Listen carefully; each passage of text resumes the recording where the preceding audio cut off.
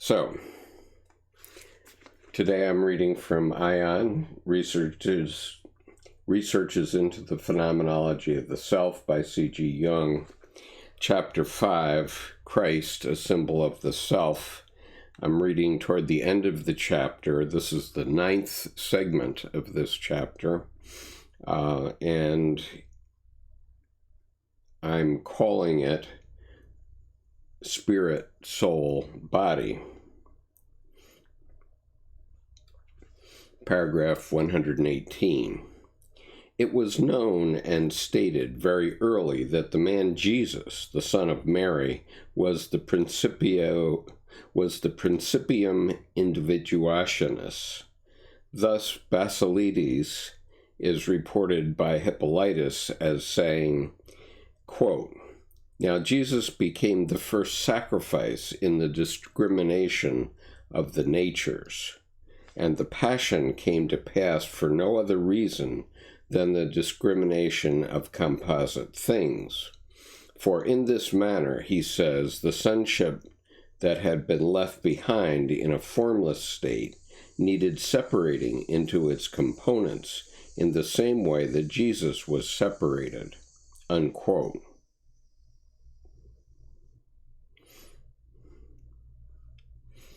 The footnote on that is Elenkos 7:27 of Basilides.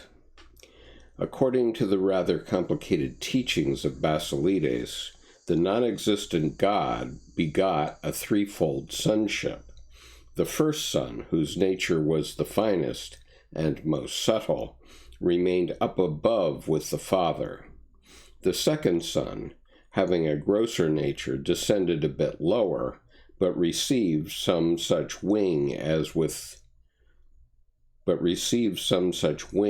that with which Plato equips the soul in his Phaedrus. The third son, as his nature needed purifying, fell deepest into formlessness. This third sonship is obviously the grossest and heaviest because of its impurity. In these three emanations or manifestations of the non-existent God, it is hard to see the trichotomy of spirit, soul, and body. Spirit is the finest and highest. Soul as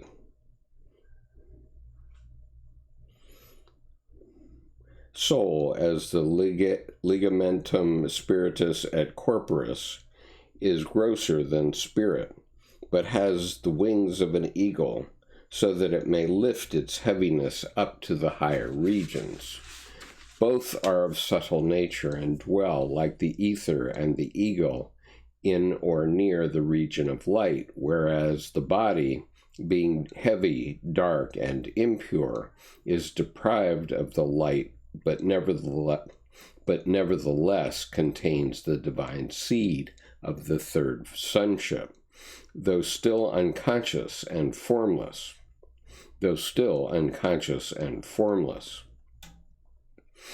This seed is, as it were, awakened by Jesus, purified and made capable of ascension by virtue of the fact that the opposites were separated in Jesus through the Passion, through his division into four.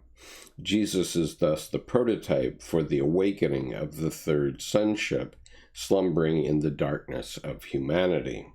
He is the spiritual inner man. He is also a complete trichotomy in himself, for Jesus, the son of Mary, represents the incarnate man, but his immediate predecessor is the second Christ, the son of the highest archon of the hebdomad,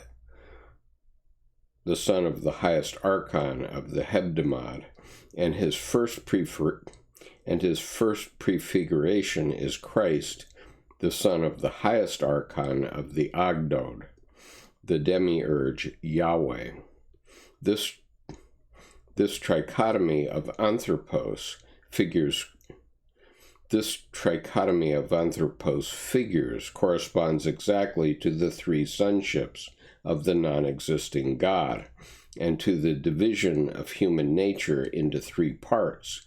We have, therefore, three trichotomies.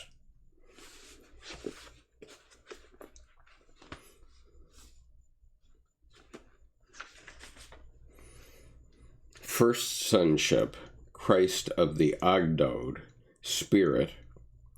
Second sonship, Christ of the Hebdomad, Soul. Third sonship, Jesus the Son of Mary, Body. Now, as I'm reading this, you need to remember that I'm talking, or Dr. Jung was talking about the psychic development of man and Christ as a symbol in the psyche. And so these terms may sound weird to you, but they were actually used in early Christianity. And so here, Dr. Jung is trying to point to events in early Christianity which correspond to his psychology as a justification for his own psychology. Paragraph 119. It is in the sphere of the dark, heavy body that we must look for the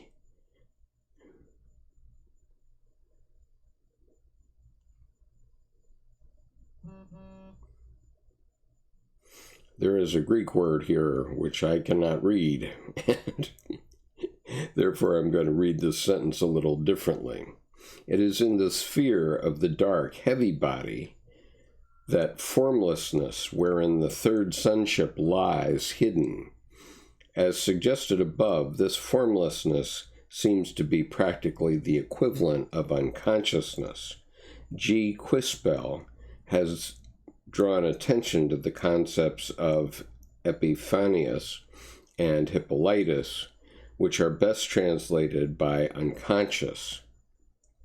All refer to the initial state of things, to the potentiality of unconscious concepts, to the potentiality of unconscious concepts, aptly formulated by Basilides.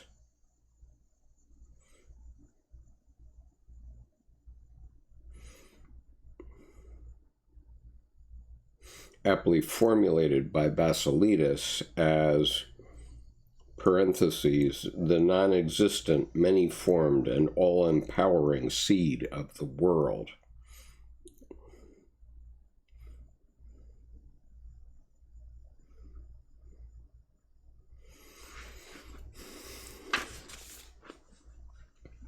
Paragraph 120. This picture of the third sonship has certain analogies with the medieval Filius Philosophorum and the Filius Macrocosmi, who also symbolize the world soul slumbering in matter. Even with Basilides, the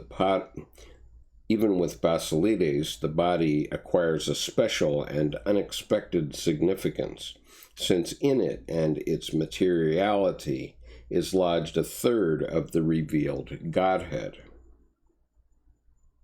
This means nothing less than that matter is predicated as having considerable numinosity in itself, and I see this as an anticipation of the mystic significance which matter subsequently assumed in alchemy.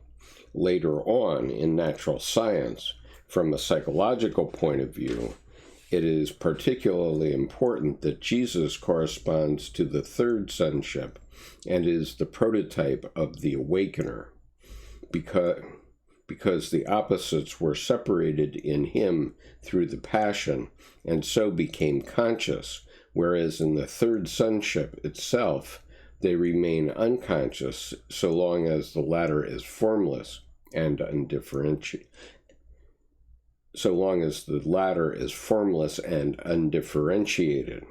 This amounts to saying that in unconscious humanity, there is a latent seed that corresponds to the prototype Jesus, just as the man Jesus became conscious only through the light that emanated from the higher Christ, and separated the natures in him.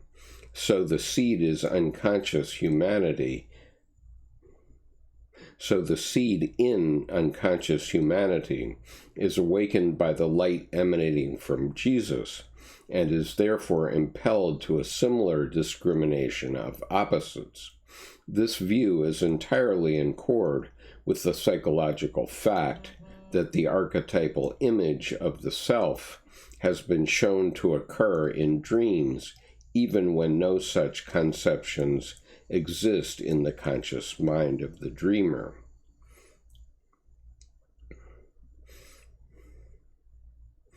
I'll just read that last sentence again.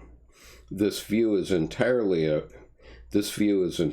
in accord with the psychological fact that the archetypal image of the self has been shown to occur in dreams, even when no such conceptions exist in the conscious mind of the dreamer.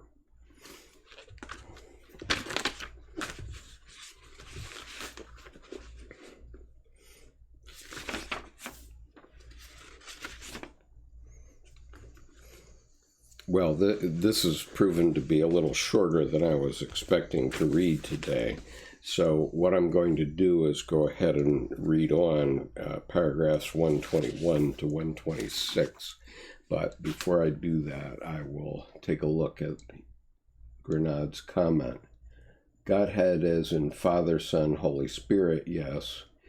Good evening, by the way, good evening.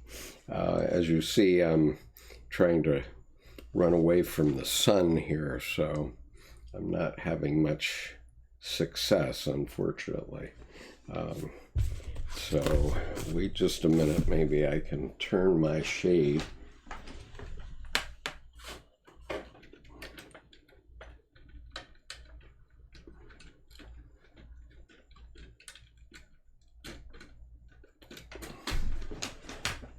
That might even be cooler. It's getting a little warm there. Okay.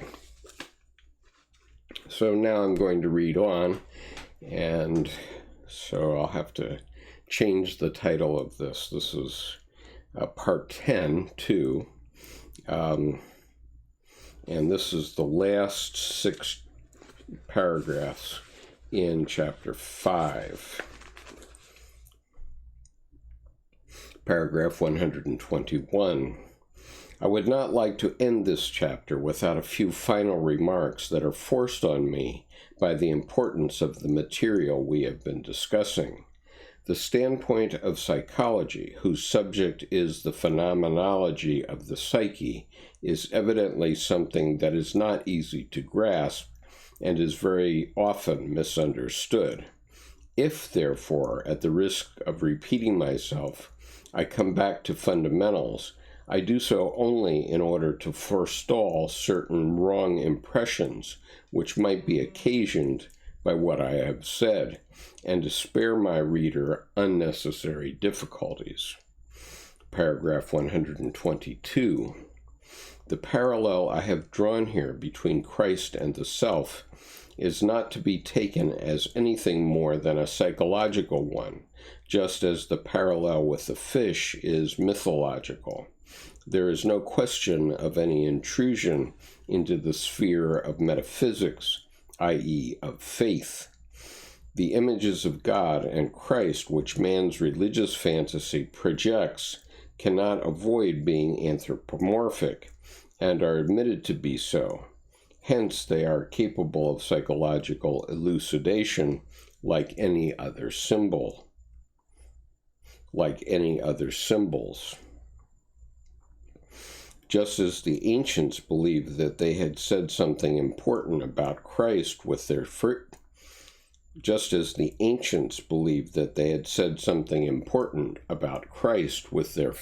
symbol, so it seemed to the alchemists that their parallel with the stone served to illuminate and deepen the meaning of the Christ image.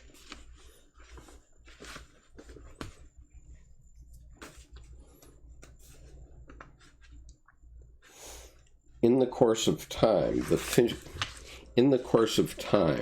the fish symbolism disappeared completely, and so likewise did the lapis philosophorum.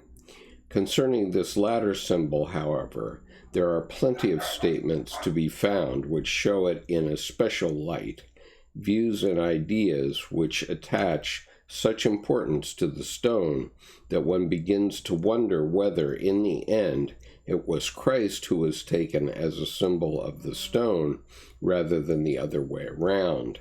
This marks a development which, with the help of certain ideas in the epistles of John and Paul, includes Christ in the realm of immediate inner experience and makes him appear as the figure of the total man. It also links up directly with the psychological evidence for the existence of an archetypal content possessing all those qualities which are characteristic of the Christ image in its archaic and medieval forms. Modern psychology is therefore confronted with a question very like the one that faced the alchemists. Is the self a symbol of Christ, or is Christ a symbol of the self? Paragraph 123. In the present study, I have affirmed the latter alternative. I have tried to show how the traditional Christ image concentrates upon itself the characteristics of an archetype, the archetype of the self. My aim and method do not purport to be anything more in principle than, shall we say, the efforts of an art historian to trace the various influences which might have contributed towards the formation of a particular Christ image. Thus we find the concept of the archetype in the history of art, as well as in philology and textual criticism.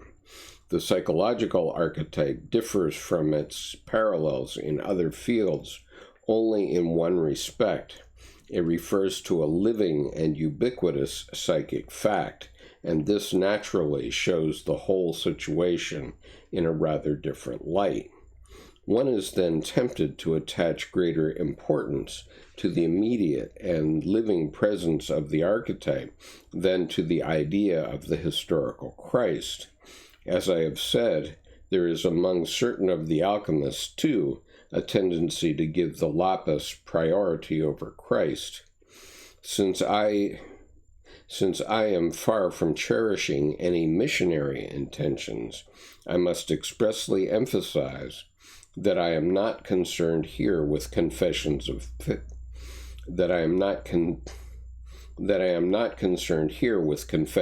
faith, but with proven scientific facts. If one inclines to regard the archetype of the self as the real agent and hence takes Christ as a symbol of the self, one must bear in mind that there is a considerable difference between perfection and completeness.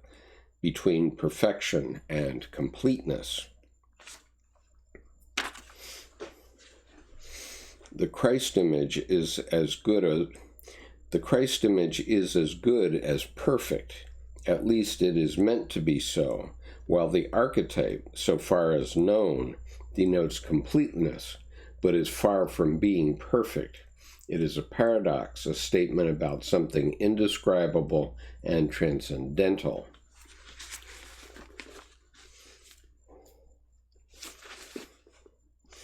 I would just remind you here that as we've been talking about Dr. Jung's psychology, perfection is referred to as a masculine tendency, while completeness is referred to as a feminine tendency.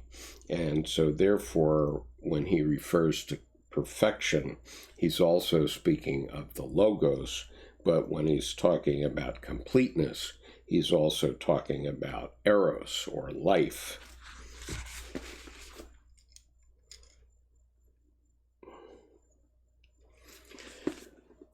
Okay, I'm still going.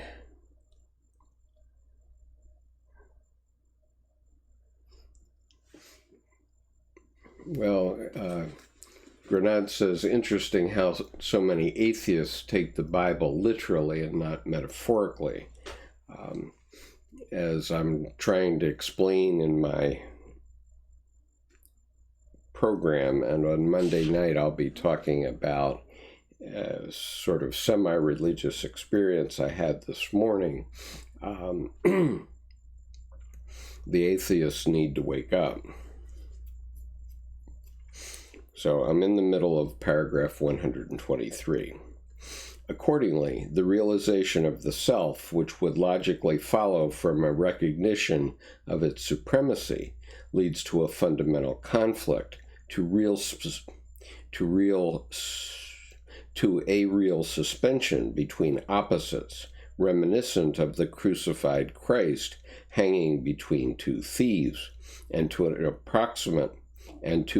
approximate state of wholeness that lacks perfection.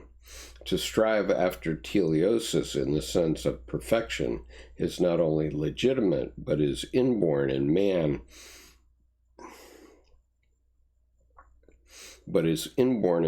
as a peculiarity which provides civilization with one of its strongest roots. This striving is so powerful This striving is so powerful even that it can turn into a passion that draws everything into its service. Natural as it is to seek perfection in one way or another, the archetype fulfills itself in completeness, and this is quite of another kind. Where the archetype predominates, completeness is forced. Completeness is forced upon us against all of our conscious strivings, in accordance with the archaic nature of the archetype. The individual may strive after perfection. Be you therefore perfect, as also your heavenly Father is perfect, but must suffer from the opposite of his intentions for the sake of his completeness. I find then a law, quote, I find then a law that when I would do good, evil is present with me. And that, let's see. The quote, be you therefore perfect, as also your heavenly Father is perfect, is Matthew 5:48. And the quote, I find then a law that when I would do good, evil is present with me, is from Romans 7:21. 3 more paragraphs. Wouldn't perfection be subjective, says Grenade. Well, it would be subjective in certain people, of course, and obviously in some things, like in the manufacture of our automobiles or the manufacture of our webcams, like the one I'm using here, or the manufacture of our computers, which we're currently using, we want perfection, absolutely, of course. But they are just things. They are material things, and there is no life in them until we put life in them. So in this live stream, I am putting life into these tools, let's say, the tool of the camera, the tool of my computer, the tool of your computer or iPhone, etc. So there's perfection, and then it tends toward wholeness when we actually use the damn thing.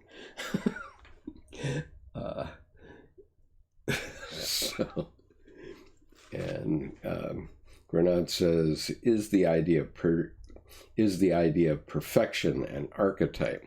I would say the idea of perfection is part of the masculine archetype, and but it's not I don't think it's an archetype in itself. Okay.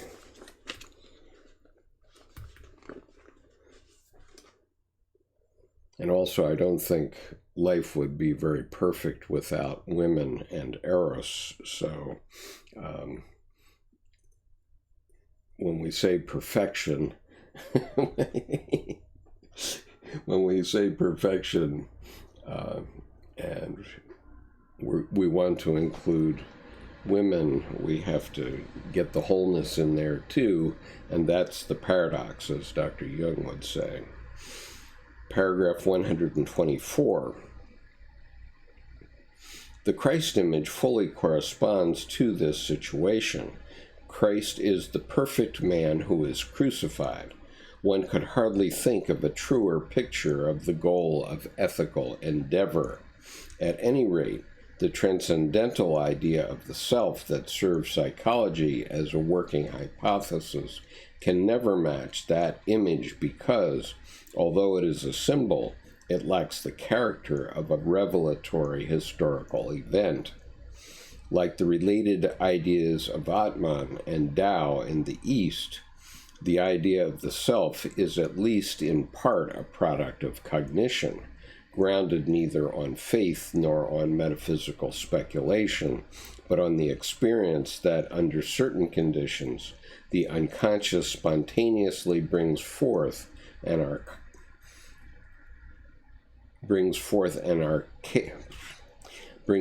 archetypal symbol of wholeness.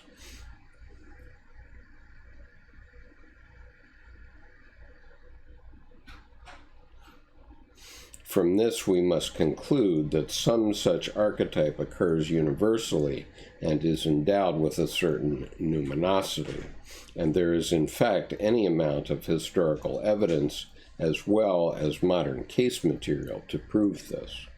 These naive and completely uninfluenced pictorial representations of the symbol show that it is given central and supreme importance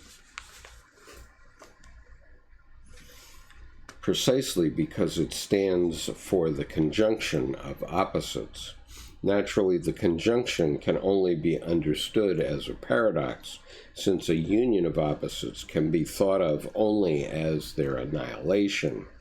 Paradox is a characteristic of all transcendental situations because it alone gives adequate expression to their indescribable nature. Paragraph 125. When the archetype of the self predominates, the inevitable psychological consequence is a state of conflict vividly exemplified by the Christian symbol of crucifixion, that acute state of unredeemedness which comes to an end only with the words consummatum est. Recognition of the archetype, therefore, does not in any way circumvent the Christian mystery. Rather, it forcibly creates the psychological preconditions without which redemption would appear meaningless. Redemption does not mean that a burden is taken from one's shoulders which one was never meant to bear. Only the complete person knows how unbearable man is to himself. So far as I can see, no relevant objection could be raised from the Christian point of view against anyone accepting the task of individuation imposed on us by nature and the recognition of our wholeness and completeness as a binding personal commitment. If he does this consciously and intentionally, he avoids all the unhappy consequences of repressed individuation. In other words, if he voluntarily takes the burden of completeness on himself, he need not find it happening to him against his will in a negative form. This is as much as to say that anyone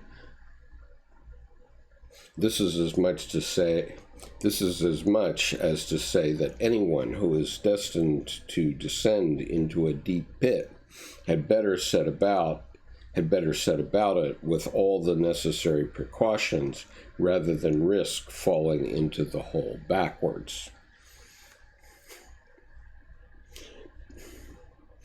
paragraph 126. The irreconcilable nature of the opposites in Christian psychology is due to their moral accentuation. This accentuation seems natural to us, although, looked at historically, it is a legacy from the Old Testament with its emphasis on righteousness in the eyes of the law. Such an influence is notably lacking in the East and the philosophical religions of India and China. Without stopping to discuss the question of whether this exacerbation of the opposites, much as it increases suffering, may not, after all, correspond to a higher degree of truth, I should like merely to express the hope that the present world situation may be looked upon in the light of the psychological rule alluded to above. Today, humanity, as never before, is split into two apparently irreconcilable halves. The psychological rule says that when an inner situation is not made conscious, it happens outside as fate. That is to say, when the individual remains undivided and does not become conscious of his inner opposite, the world must perforce act out the conflict and be torn into opposing halves. So that's a pretty challenging set of ideas there, I'm sure. Let me go over here. Maybe I can turn this now a little bit so I can see the chat. Sorry if it looks like I'm coming through the screen at you. Liam says, what is your idea on the crowd and the introverted individual? Liam, I don't really get into it that much. I'm an introverted individual, so I don't spend a lot of time in crowds. But in terms of how we see it in everyday life, let's talk about the types very quickly. The first spectrum, there are 4 spectrums in Jungian psychological types today, as they're tested in the Myers-Briggs type indicator. The first of these is extrovert versus introvert. And the way I explain it very simply is that the extrovert and the introvert go to a party. The extrovert spends his time in the middle of the room laughing it up and joking around. The introvert goes over in the side of the room with one person, or maybe 2, and has a private discussion. Both have fun at the party, and there's no right or wrong in being either extroverted or introverted. Then the next spectrum is sensing or intuitive. Basically, the way I explain this is a sensing person can be shown 1,000 trees and will not believe there's a forest. A sensing person can be shown 1,000 trees and will not believe there's a forest. An intuitive person can be shown 3 trees and believe there is a forest. And again, there's no right or wrong answer. And the third spectrum is thinking and feeling. This is the classic dichotomy between men and women, although recent testing has shown that we're really about equally divided in this regard. But thinking is the way you solve a question, and so a thinking person is head, a feeling person is heart, or logic and emotion. And again, neither is right or wrong. It's just where we fall into the spectrum. And the fourth spectrum is judging and perceiving. The judging and perceiving person goes to go to a grocery store, this is my wife and me, this is the one scale on which we differ. The judging person goes with a list and goes up and down the aisles, taking things off the shelves from the list. The perceiving person goes to the grocery store, goes up and down the aisles, and takes things off the shelves. Both eat. So again, there's no right or wrong in that respect. I hope that's helpful. And by the way, then if you don't know anything about the MBTI, the Myers-Briggs Type Indicator, you figure out where you are on those 4 spectra, and if you're past the middle line on one of them, you'll call yourself, if you're a little bit more introverted than extroverted, you'll call yourself an I. If extroverted, an E. And the one peculiar one is intuitive, because the intuitive characteristic is an N, not an I, because introverted was I, so they used the second letter in the word. And so in my case, I am INTP, and there are 16 Myers-Briggs personality types. You can find lots and lots about this on the internet. Just put it in and ask for Myers-Briggs Type Indicator. You can even take the test and see where the Myers-Briggs would place you. And it's basically free. If you want to do the complete thing, I suppose you might have to pay. But in any case, I've taken the program many, many times, and it is given as a one-day class in every senior school in the U.S. military, because in mission development, you want sensing people to get all the details. Then you want intuitive people to understand what the details mean. You want thinking people to rationally work out what you should do with the details. And then you want feeling people to tell you what it will mean for the future of humanity if you follow whatever the suggestion is from the thinking people. So that can be important, especially when militaries are playing around with nuclear weapons, among other things. So let's see. Grenade, I would assume we all would have some degree of introversion if we found ourselves here reading C.G. Jung. Yes, I would say so. And Liam, that is true. He is a guide to many. And he was obviously introverted and intuitive himself. Grenade, if I'm not mistaken, the idea of extroversion, introversion originated from his works. That I do believe it came from Psychological Types, which was one of his earlier books. Liam says, you are right, he did give birth to what we call it today. And Liam, thank you. Liam says, I am thinking, feeling, intuitive from my own perception of self in how I am in my receptiveness to the world.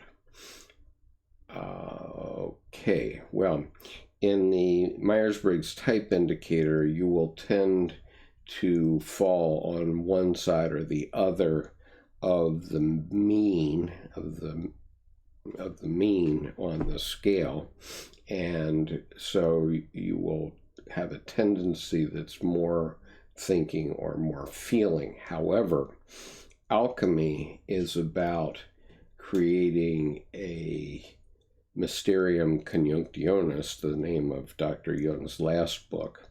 What it means is that all of these characteristics, these psychological characteristics, have to be in all of us. And the conjunctio is when we grok it, when we get it, that all of those differences are in all of us. And that's the mixture in the alchemical das. The alchemical das is us. And so if you're having some sort of conflict between one side or the other side of yourself, sometimes a dream will provide a symbol that will give you a resolution to the conflict. That's a very short précis of Jungian psychology, but anyway.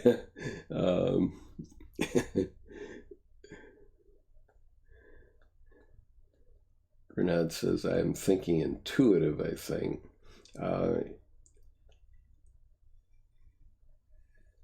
You very likely are. Men tend to be thinking, because this relates to that perfection and completeness issue that we were talking about in the actual reading, where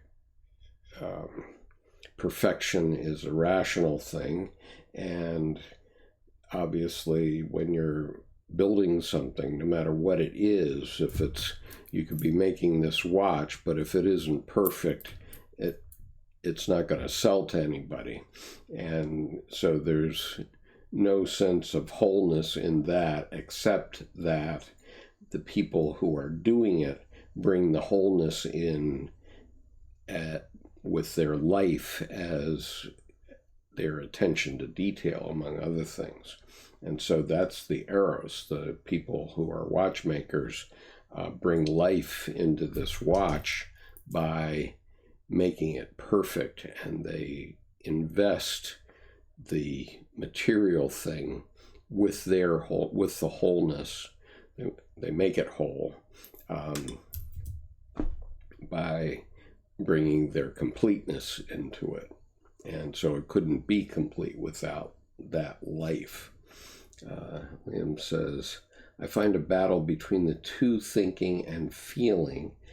I rather to feel because it allows me to be in my anima, which I find I can relate to the world with ease rather than doubt.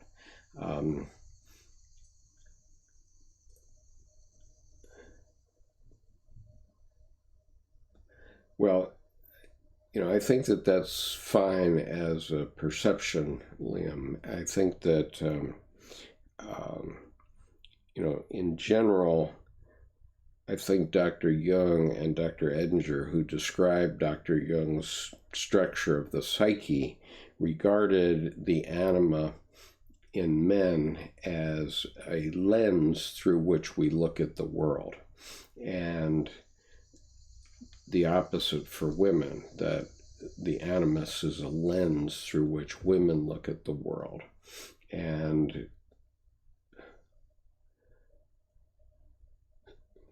I guess I'm not going to say more about that right now.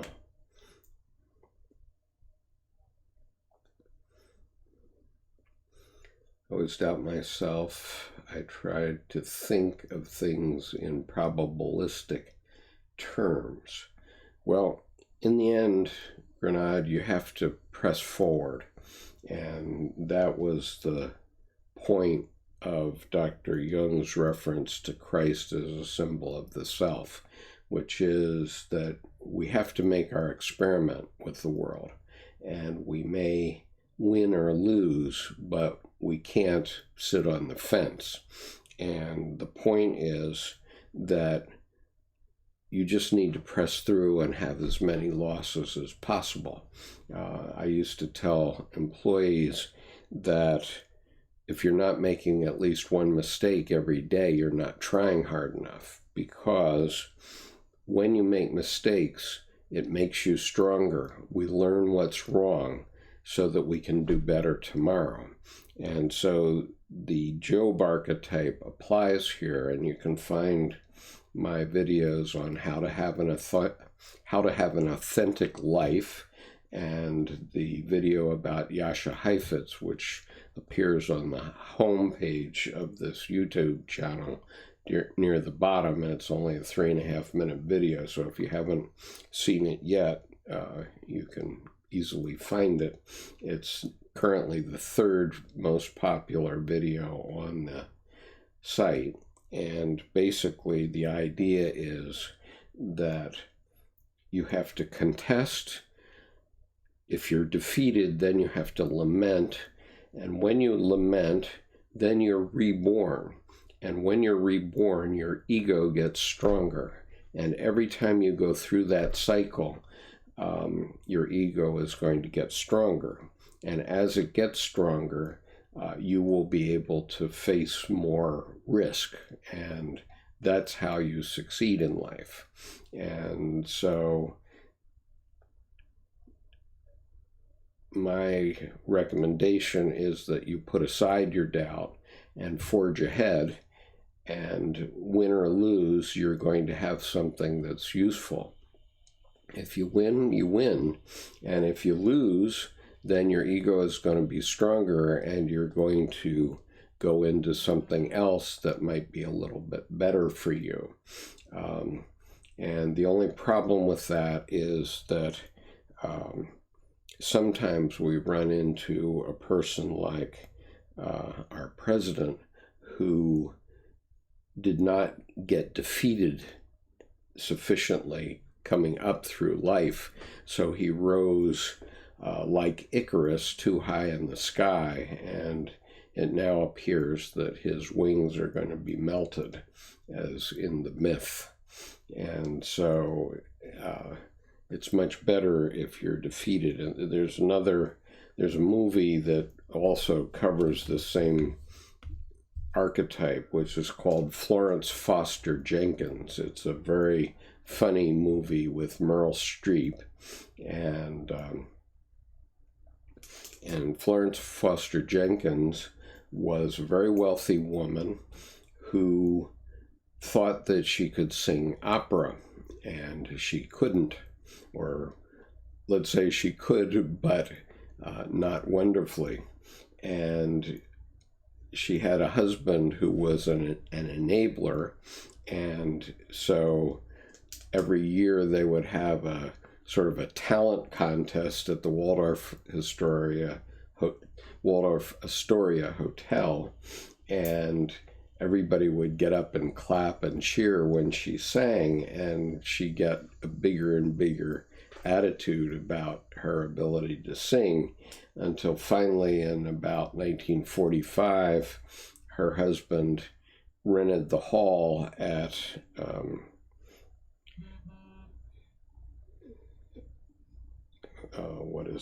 it's Town Hall in New York City, but it's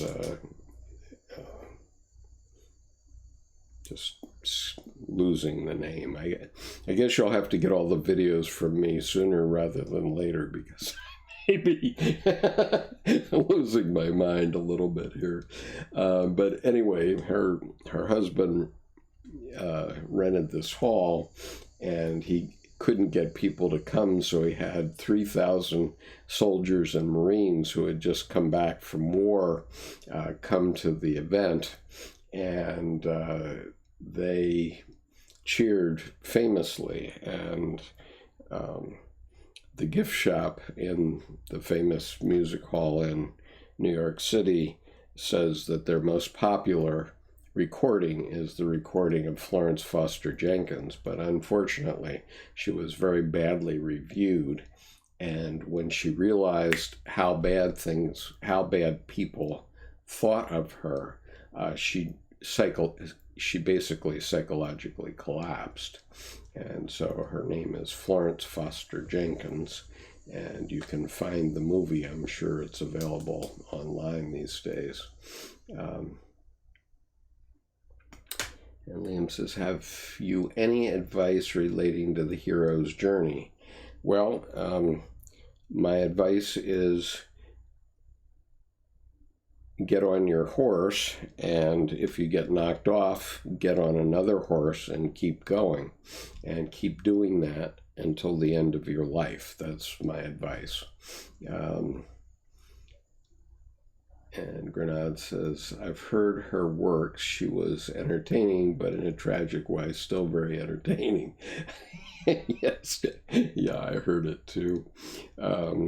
But the movie is hilarious, hilariously funny, and I will put the name in the chat just for your Florence Foster Jenkins.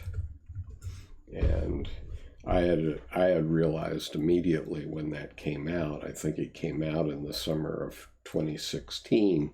I had realized that it was meant to be a metaphor for Donald Trump, but I guess I was the only one who got it. There's also a terrific French version of it, and I don't remember the name of it, but I think if you Google Florence Foster Jenkins, you'll also find the French movie, which is hilariously funny also in a different way. It's a bit old.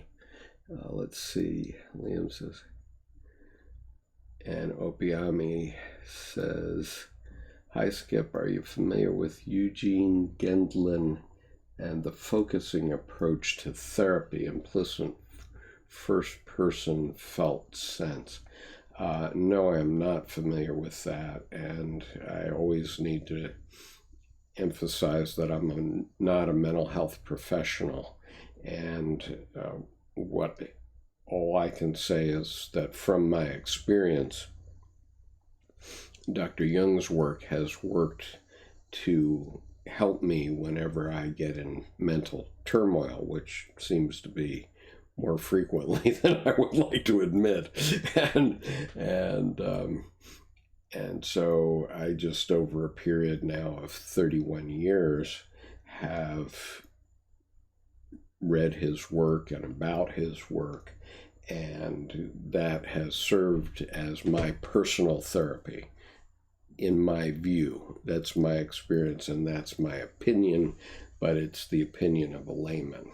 And so that's why I do these videos, and that's why I created the Archetype in Action website in 2010. And so, anyway, I can't say a thing about this focusing approach to therapy. And actually, I'm not particularly interested in clinical psychology, only because I don't want it as a profession. Personally, I'm too old to start a new profession like that in any case. And like I found the practice of law, I didn't feel that I wanted to deal with other people's hardships all the time, and that's what lawyers do, and that's what psychoanalysts do. And so I did go to law school, and I practiced law for 5 years, and I very much enjoyed the process of going to law school, which was continuing on with my education. So, of course, it's like the young people who want to follow Jordan Peterson and have him give you all the rules. So in law school, you're getting all these rules and how to find the rules. And so that seems very encouraging. It's all logos. But then when you get out into the experience of the practice of law, it's tends to be dealing with other people's hardships. And I found that I didn't care for that. I wish I had known before I'd gone to law school. But I did all right. I did all right in business after I gave up the practice of law and went on. That was one of my Job archetype experiences in my life, and it was a big one. Lamb says, have you read Marie-Louise von Franc's work? If so, any recommendations? I have read her work, and I've read a few parts of this one, Aurora Consurgens, which is a attributed to Thomas Aquinas on the problem of opposites in alchemy, edited with a commentary by Marie-Louise von Franz. And so in the last 3 days before today, I read the actual vision that is attributed to Thomas Aquinas, but in my reading of that vision, I also read some of the Marie-Louise von Franz commentary. It's excellent. And I've also read her book, which she wrote with Emma Jung, called The Grail Legend. And I urge you to read that. That is a remarkably wonderful book. And everybody that I talk to about her work is extremely impressed by it. I think I read the introduction to her fairy tales book a few months ago, so you could find that in the search on the YouTube channel. Or let's see, can I find it? Do I have it here? Just a moment. Some of my, let's see, because as you probably know, let me see if I can find it very quickly. As you probably know, fairy tales are a way to teach your kids and all kinds of things. And they came up spontaneously, and they are heavily archetypal. And so Marie-Louise von Franz explains that in her book about fairy tales. So let me just see. I have gotten up my index, so I can probably find it.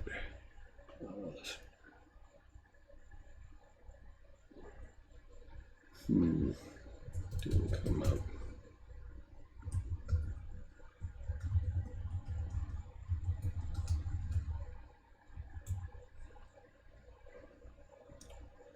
Oh, no, that isn't it.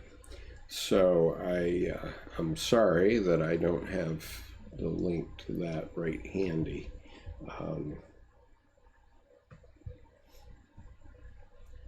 But anyway, it is online, and if you come to the Monday night session, I will do my best to find that link.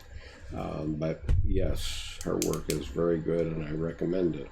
Opiami says, neither was Jean close to regular approaches. Oh, I see. I don't know about that. Liam says, I found a great help reading Irish fairy tales. There's some very good ones, and there's a poet named David White, who I assume you know of, who did some recordings in the early 1990s, I would say, with some of his poems and other Irish fairy tales, and they're very good. The one that immediately comes to mind is the Salmon of Life, and it's very interesting. Okay, I look forward to that. Let's see. Gradon says, row your boat gently down the stream, merrily, merrily, merrily, life is but a dream. That one trips me out. Well, yeah, it's a dream, but it's a friggin' hard dream. As the Buddhists say, all life is suffering, and then you die. The four thoughts of Buddhism are the beauty of human birth, the certainty of death, all life is suffering, and karma works, which is Buddhist for what goes around comes around. And what that means is not that there will be a direct retribution for something that you do wrong, but maybe life will present you with a payback for something bad that you did. I don't know. Anyway, okay, well, it's Saturday afternoon, and I sneaked some time away from my wife, who had to go to the grocery store, so I think I better wrap this up right now. But anyway, thank you for joining me, and this will be under the reading for Aion 118 to 120, but in the playback I'll change it to 118 to 126, so you'll be able to find it. And I'll change the name to reflect the last 6 paragraphs that I also read, but it'll be the prime thing on this channel for today. Peace to everyone. Thank you for joining me.